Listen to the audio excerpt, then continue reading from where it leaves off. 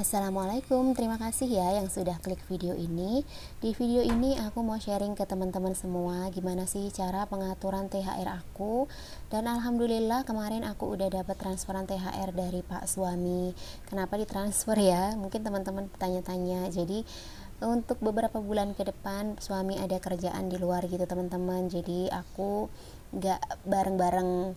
Dan ini aku tuh kemarin dikabarin kalau misalkan udah ditransfer untuk THR tahun ini, tapi memang jauh dari anggaran tahun kemarin ya teman-teman, karena udah dipotong sama Pak Sud kan, karena kebetulan kan di sana juga banyak banget pengeluarannya, jadi aku tinggal terima kurang dari 50%. Jadi aku anggap ini 50% lah dari biasa yang aku terima dari Pak suami. Dan untuk totalnya sebesar 2 juta rupiah. Alhamdulillah ya teman-teman, disyukuri berapapun nominal rezeki yang sudah dikasih lewat suami kita, semoga kita senantiasa bersyukur dan bisa mengatur sesuai dengan kebutuhan ya, bukan sesuai kemauan. Karena kalau misalkan sesuai kebutuhan, insya Allah berapapun uang yang kita dapat dari hasil kerja suami itu cukup gitu. Jadi sepandai-pandainya kita untuk mengatur keuangan. Nah, ini aku anggarkan yang pertama untuk tabungan ya teman-teman. Untuk tabungan ini sebesar Rp500.000. Terus untuk orang tua Rp300.000 dan untuk mertua juga Rp300.000. Ini untuk mertua dan orang tua mungkin aku akan beliin baju aja gitu, karena kalau misalkan ditransfer kayaknya kurang apa ya, kurang pas gitulah teman-teman, karena biasanya kan dapat jatahnya lebih besar dari ini.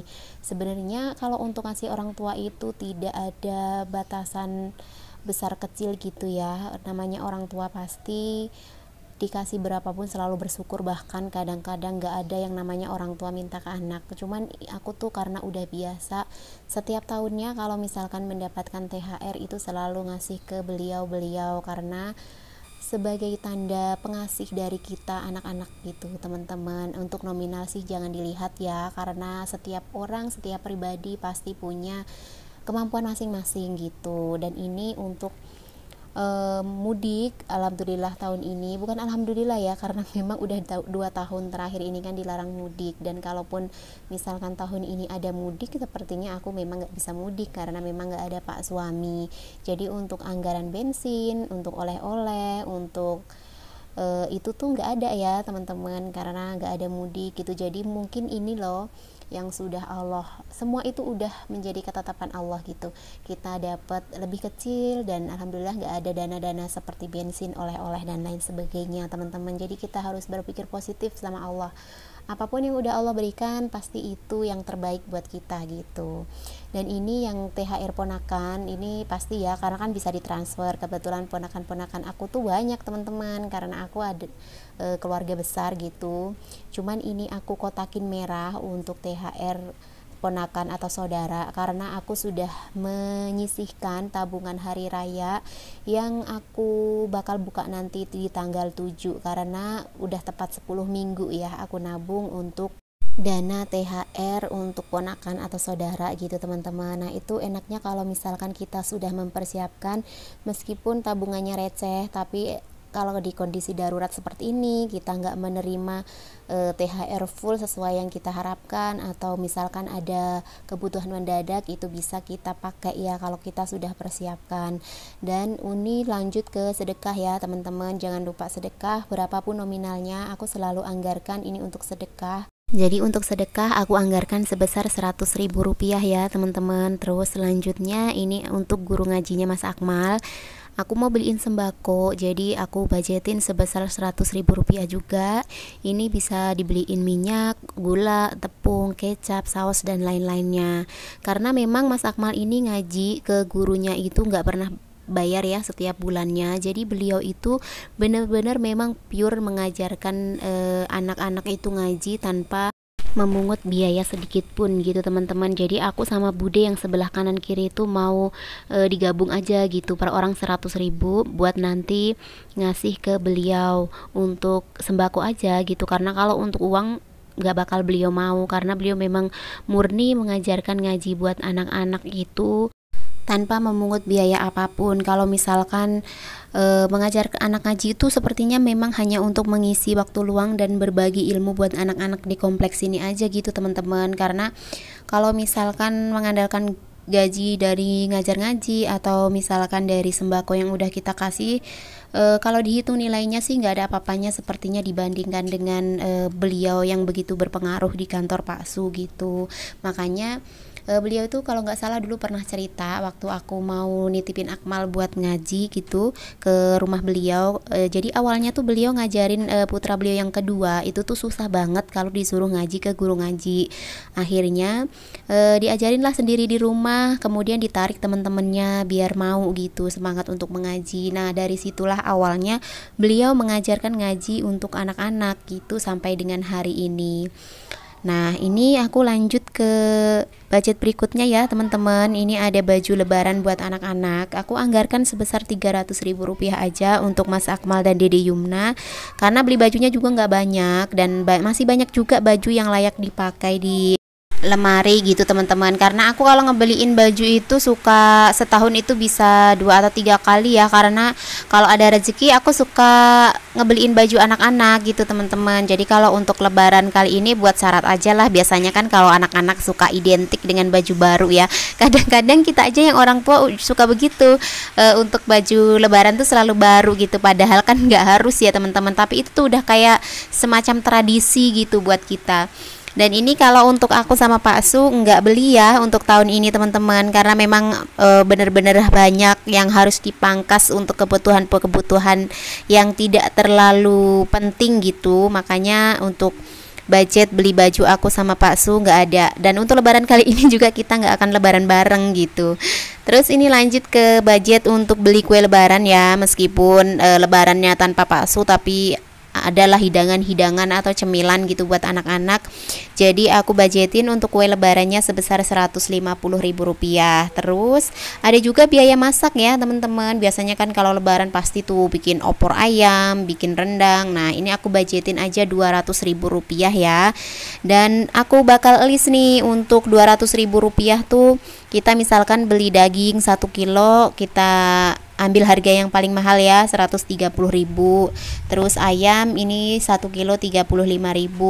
Terus kentang biasanya kan ada ya sambal kentang gitu. Kalau misalkan masak-masak di lebaran tuh kayak udah apa ya, menu wajib gitu ya teman-teman. Itu aku anggarkan 1 kilo kentang Rp16.000.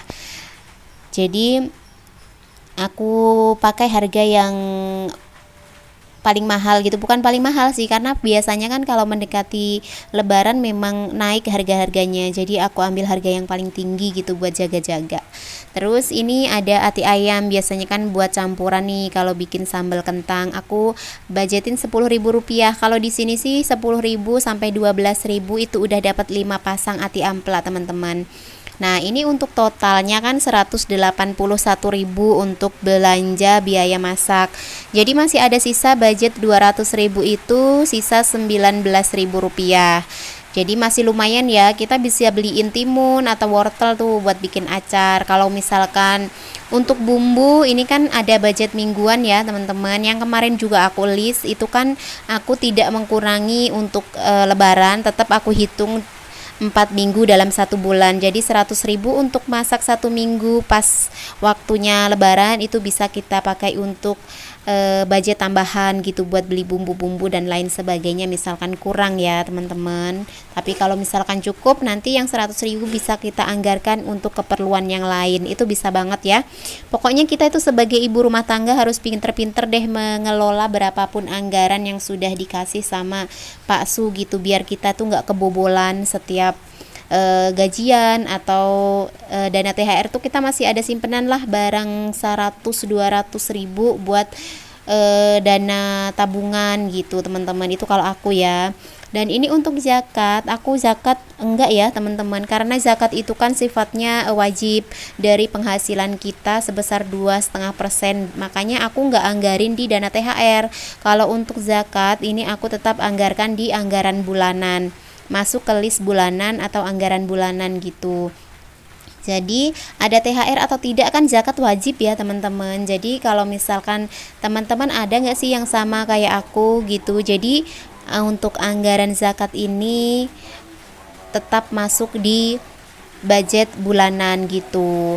Tapi ini sih tidak mutlak ya teman-teman. Ini hanya sharing aku aja dalam mengatur THR yang sudah dianggarkan atau yang sudah diberikan ke Pak suami. Untuk teman-teman di rumah bebas ya, bisa ngikutin aku. Kalau misalkan zakat bisa di anggaran bulanan atau di THR. Cuman memang lebih tepatnya sepertinya di anggaran bulanan ya, karena kan wajib dari penghasilan kita, ada THR atau enggak, namanya zakat itu wajib kita keluarkan gitu. Tapi kembali ya teman-teman ke individu masing-masing. Pokoknya gimana enaknya, gimana mudahnya teman-teman semua mengatur anggaran rumah tangga atau THR gitu ya teman-teman. Ini hanya sharing aku aja. Siapa tahu ada manfaatnya buat teman-teman semua gitu. Sedikit menginspirasi lah buat teman-teman di rumah yang berprofesi sama sebagai manajer keuangan, manajer keuangan, sebagai pengatur keuangan dalam rumah tangga yang berapapun budget diberikan Pak suami, pengennya sih kita cukup ya, dan memang harus dicukup-cukupin gitu. Nah ini udah selesai semua anggaran THR yang aku list hari ini ya teman-teman. Dari mulai tabungan, kemudian ada memberikan ke orang tua dan mertua sebagai tanda pengasih, terus ada sedekah, ada juga sembako untuk guru ngaji, terus ada juga baju lebaran anak-anak, kue lebaran, biaya masak, sudah aku list semua. Bahkan untuk biaya masak sudah aku rinci ya, apa-apa aja yang bakal aku beli untuk masak di hari raya gitu teman-teman. Nah untuk totalnya kan dari tanda THR tadi sebesar 2 juta rupiah ya, jadi dikurangi semua yang sudah aku rinci untuk pengeluarannya sebesar 1.950.000 rupiah. Ini yang aku kotak-kotakin seperti zakat itu nggak masuk list ya. Ini tadi aku hanya sharing aja ke teman-teman semua gitu.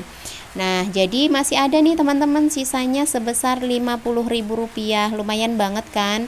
Pokoknya kalau kita misalkan dapat apa-apa, kita buat pembukuan, kita perinci seperti ini, insya Allah bisa teman-teman, bisa sesuai dengan anggaran. Dan ini untuk spidol merah-merahnya ini total dari pengeluarannya ya teman-teman, karena memang kan nggak aku rinci, nggak aku urutin nih dari atas, makanya aku kasih tanda spidol merah untuk semua total pengeluaran. Dan untuk totalnya 1.950.000 ya teman-teman semua. Nah itu tadi teman-teman sharing aku soal pengaturan THR yang aku terima di tahun 2021 ini. Meskipun memang tidak full ya, banyak banget anggaran yang aku tidak bisa perinci di sini dan Pak Su tinggal berikan sebesar jatah 2 juta rupiah, tapi alhamdulillah aku bisa menganggarkan sesuai dengan apa yang sudah beliau kasih gitu ya, atau suami kasih ke aku buat di bikin anggaran atau list seperti ini ya teman-teman. Nah ini untuk anggaran sepertinya tidak ada maksud apa-apa ya teman-teman, maksud ria atau pamer atau apa. Dan total THR-nya juga nggak banyak, lebih banyak teman-teman yang nonton mungkin jauh ya. Nah itu tadi video aku ya teman-teman, semoga menginspirasi. Assalamualaikum warahmatullahi wabarakatuh.